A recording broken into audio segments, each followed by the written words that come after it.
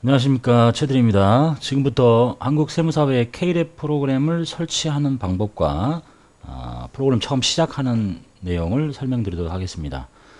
교재 제일 뒷부분에 보시면 프로그램 설치하는 안내가 글씨로 써 있는데요. 간단하게 설명해 볼게요. 일단 세무사회의 자격시험 홈페이지에 들어갑니다. 들어가서 오른쪽에 여기 보이시죠? K랩 수업용 프로그램을 클릭하시고 저장하시겠습니까? 실행하시겠습니까? 저장하셔야 되겠죠? 저장을 클릭합니다. 그래서 저는 내 문서에다 다운 받을게요. 그리고 이제 저장을 하실 때 요거 하나 받으셔야 되겠죠? 현재 요거 버전은 2013년 12월 18일자로 돼 있네요. 그래서 제가 미리 한번 다운 받았습니다. 확인하시고요. 저장을 하시고 그리고 뭐 닫으시면 되겠죠? 자, 그래서 내 문서에 들어가서 2013년 12월 18일 버전 더블 클릭합니다. 그리고 실행을 시키셔서 프로그램을 설치하시면 되겠죠.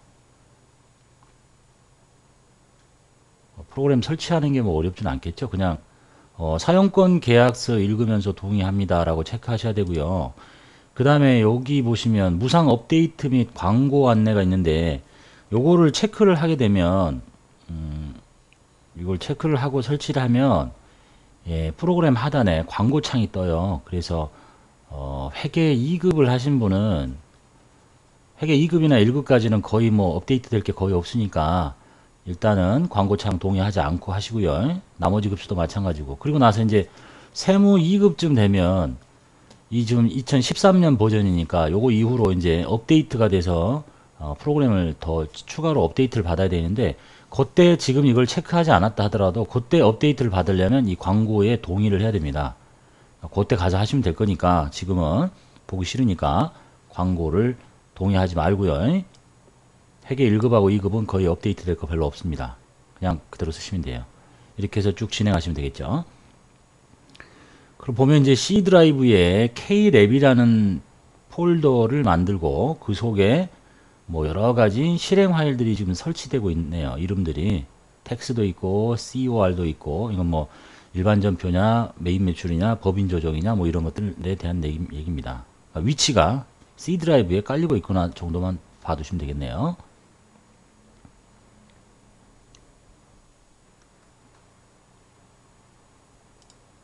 자, 완료 누르시고요. 설치가 끝났죠. 자, 설치가 끝나면 이런 아이콘이 생깁니다. 2014년이라고 돼 있죠. 클릭하시고 지역 선택하라고 나오죠. 이거 어디다 써먹으려고 하는 거는 제 느낌에는 아까 그 광고판이 생긴다고 했는데 광고판에 특정 지역 어디에 사느냐에 타켓 광고를 하기 위해서 그런 것 같아요. 본인 사시는 주소 체크하시고 어차피 나중에 광고를 보실 때 자기 동네 걸 봐야 될 거니까 서울특별시 할게요.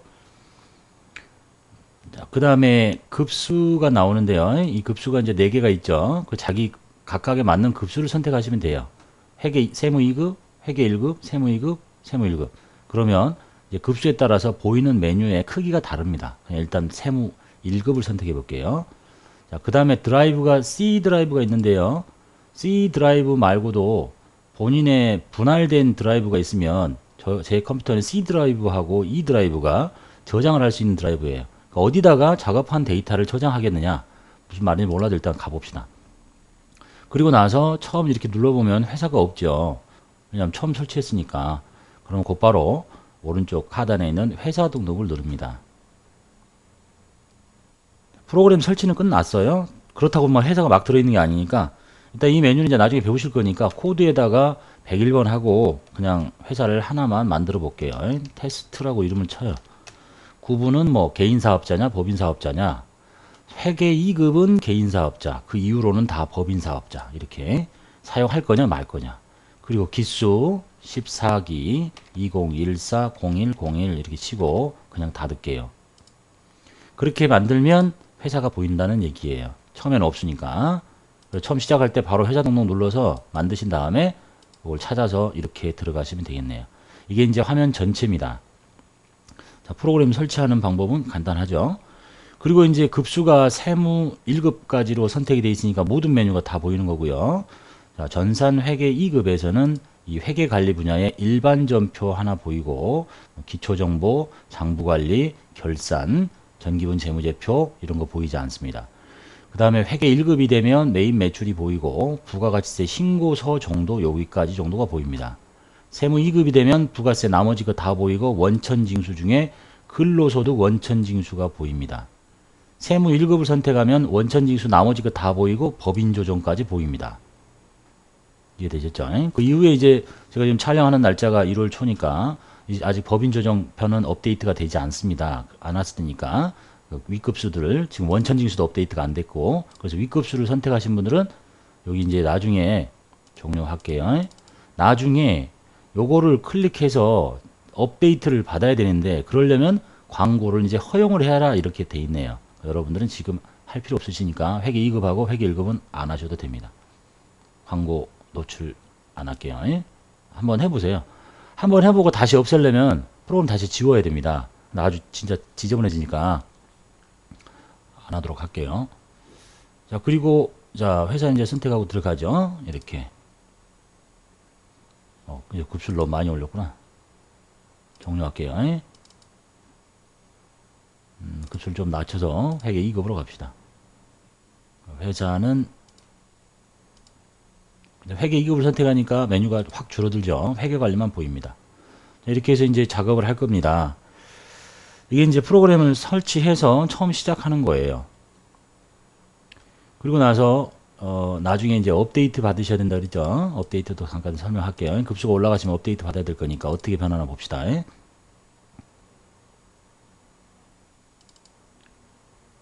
자, 최신 버전 지금 제가 촬영하는 이후로 업데이트가 한번 된 적이 있습니다. 그런데 뭐 그 내용이 바뀐 게 아니라 불안정한 것들을 뭐 안정화시키기 위해서 약간 뭐가 올라갔다고 하네요. 바뀐 내용은 거의 없습니다. 그런데 하고 나니까 지금 더 불안정한 것 같으니까 여러분 하지 마세요. 제가 한번 해볼게요. 업데이트가 나중에 하실 때는 이해를 하시고요. 지금 이제 업데이트 시작하죠. 얘가 아까 2013년 12월 18일 버전인데 이게 지금 업데이트를 하고 있습니다. 여러분 회계 2급과 회계 1급은 업데이트 될 내용이 없으니까 광고 보지 말고 그냥 쓰시고 세무 2급부터는 반드시 업데이트를 받아야 됩니다. 자, 됐죠? 이거 한번 더 눌러볼게요. 최신 버전이라고 나오죠?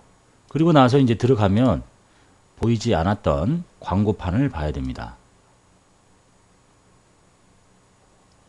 여기 밑에쯤에 지금은 뭐가 문제인지 인터넷이 안 돼서 그런가? 광고판이 안 뜨네요. 하여간 여기 이제 광고판이 보여요. 굉장히 지저분하니까 여러분들은 쓰지 않는 걸로. 그리고 나중에 세무 2급 같은 경우는 당연히 봐야 되니까 원천징수가 업데이트가 지금 안 돼 있는 상황에서 이제 버전이 바뀌죠. 2014년 1월 16일로 업데이트를 안 받을 수가 없잖아. 최초 버전이 2012년 버전을 주고 13년 버전을 주고 업데이트를 통해서 지금 바뀐 원천징수나 법인 조정을 보셔야 되니까 그 얘기. 그래서 여기만 살짝 광고판이 이제 여기 광고판 보이죠? 이런 광고판이 보이고 자꾸 이렇게 움직입니다. 근데 어쩔 수 없죠. 세무 2급을 공부하시려면 받고 나머지 분들은 안 받으시면 되겠어요. 이해되셨죠? 자, 이렇게 했는데 이제 저 광고판 보고 싶지 않다. 그러면 어떻게 해야 되겠어요? 프로그램 지워버려야죠. 다시 지울게요. 프로그램을 지울 때는 설치할 때하고 똑같습니다. 이 버전 이거 있죠? 그대로 더블 클릭하시고 아이콘 더블 클릭하신 다음에 실행을 누르세요. 그리고 나서 제거를 시켜버립니다. 자, 제거 있죠? 다음 누를게요. 제거. 광고판을 한번 허용을 하면 그 다음부터는 계속 광고판이 뜨니까 실수로 하셨다면 보기 싫으시면 이렇게 제거해서 끝내버리시면 이제 아이콘이 없어졌죠. 이제 다시 깎게요. 다시 들어가서 새로 설치하겠습니다. 광고판 없이 회계 2급과 회계 1급도 글쎄 부가가치세 신고서가 바뀌었을지는 모르겠는데 만약에 반드시 업데이트를 받아야 된다면 출판사 홈페이지에서 공지하도록 하겠습니다. 동의하시고 요거 체크하지 마시고요. 다음 설치. 이미 봤던 내용이니까 화면을 잘라서 멈췄다가 진행하도록 할게요. 자, 설치 완료됐네요. 여기 아이콘 보이시죠? 다시 더블 클릭하고 서울 확인.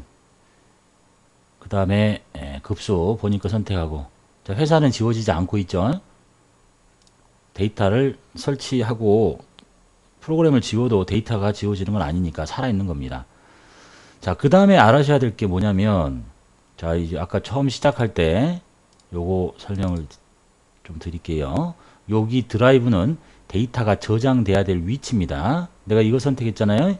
탐색기 열어서 살짝 보여드릴게요. C 드라이브에, 아까 C에다가 K랩이라고 뭘 까는 거 보셨죠? 이거는 다 실행 파일들입니다. 우리하고 상관이 없어요. 건드리면 안 돼요. 그냥 이건 프로그램이야. 그리고 이제부터 작업한 데이터는 여기 K랩 데이터베이스 속에 K랩에 깔립니다. 그리고 지금 봤더니 이게 내가 만든 회사입니다. 101번. 그래서 데이터는 내가 방금 뭘 선택했어요? 급수 선택하고 C 드라이브 선택했잖아. C 드라이브에 K랩이라고 선택했잖아요. K랩 데이터베이스. 그러니까 요 속에다가 생기는 거야. 근데 내가 만약에 D 드라이브를 선택하게 되면 여기 D 드라이브에도 똑같은 이런 게 생기는 거예요. 거기에 저장이 되는 거야. 이해되셨죠? 그래서 이제 나중에 뭐 프로그램 설치하고 뭐 기출 문제를 설치한다든지 그러면 그 데이터들은 다 여기에 들어와야 된 거예요. 회사가 1, 2, 3, 4번이면 1, 2, 3, 4 폴더가 여기 들어와 있어야 돼. 딴 데가 있으면 안 되고. 이해되셨죠?